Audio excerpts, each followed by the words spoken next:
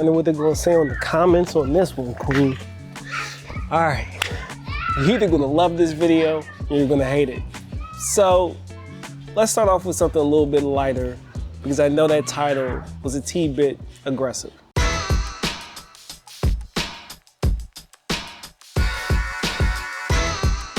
Let's start with what is neem oil. So neem oil is the oil from the seed of the neem tree plant, indigenous to many parts in India and some countries in Africa as well.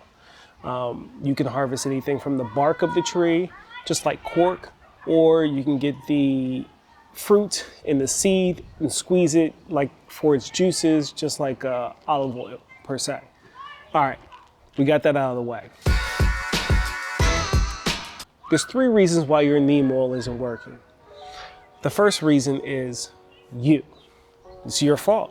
I'm just gonna be honest with you. The reason why it's your fault is because you are not applying it properly. See, neem oil can be used 2 different ways, right?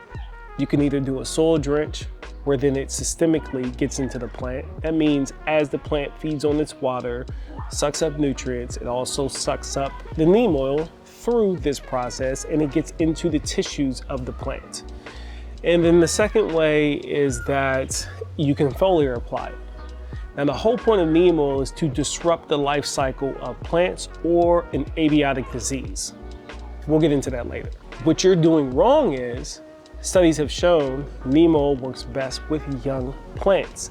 And it's about a level of consistency. So for an example, the half-life of neem oil in soil is anywhere from 3 to 22 days. And you may think that's a pretty large gap. What would fluctuate those days?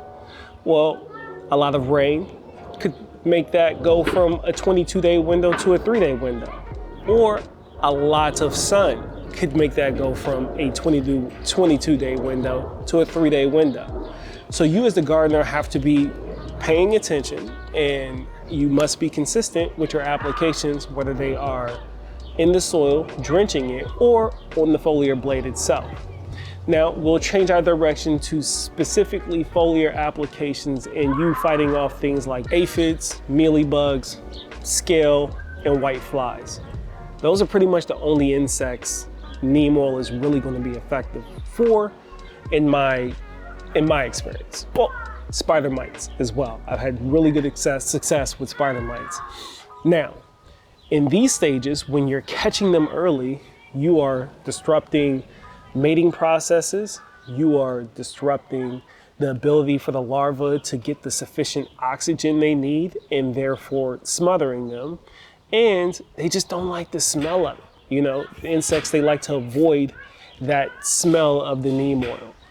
So when you're going out and you're applying it one time and waiting 3 weeks and then the infestation is already taken hold, that's why it's not working. It's you, it's your fault. Number 2. You know, I'm all for saving as many pennies as possible, but some things you probably just want to get the best quality that you can find. And for me, I like this product, Neem Bliss Plantonix Pure Neem Oil. Now there's other options to use when it comes to neem oil, pure neem oil. That's what you want to find. That's what you're looking for. It's a very different distinctive smell than what you find in the big box stores. You know, the orange and the blue store.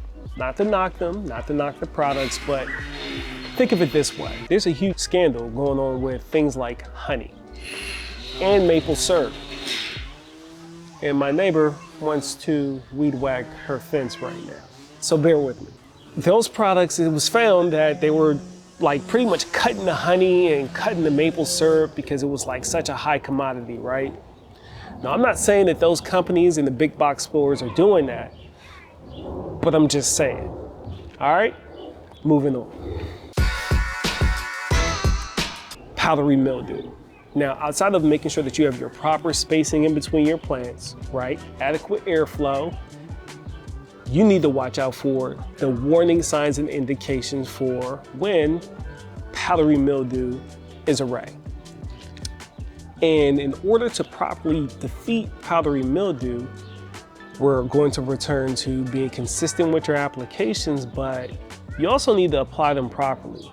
And what I find is people like to use squirt bottles or pump up things, and that also leads to you not being consistent because it's a pain in the butt to be pumping them and you're not really getting the proper coat on the plant itself, which is why this is my go-to.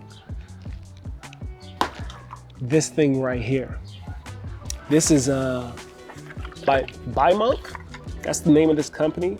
These things, they're about 30 bucks, 35 bucks when I picked them up.